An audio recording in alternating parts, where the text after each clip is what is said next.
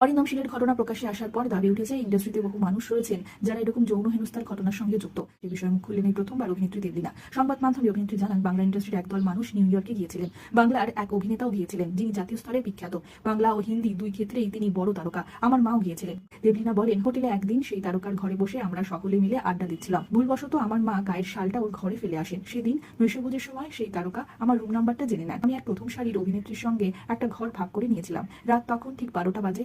তখন আমাকে ফোন করেন সেই তারকা, ঘর থেকে শালটা নিয়ে যেতে বলেন। আমি তখন অনেকটাই ছোট, এই ডেকে পাঠানোর ইঙ্গিত না বুঝেই ওর ঘরে যাই। তিনি বলেন সোফায় রাখা রয়েছে শাল। আমি শালটা আনতে গেলেই তিনি ঘরের দরজা বন্ধ করে দেন এবং মন্দত অবস্থায় আমার সঙ্গে শারীরিকভাবে ঘনিষ্ঠ হওয়ার চেষ্টা করেন। আমি দৌড়ে এসে ঘরের দরজা খোলার চেষ্টা করতে থাকি। তখন ওই তারকা নিজেই দেবলীনাকে জিজ্ঞেস করেন, তুই কি চলে যেতে চাস? দেবলীনা সম্মতি নেই দেখে অভিনেত্রীকে তিনি যেতে দেন।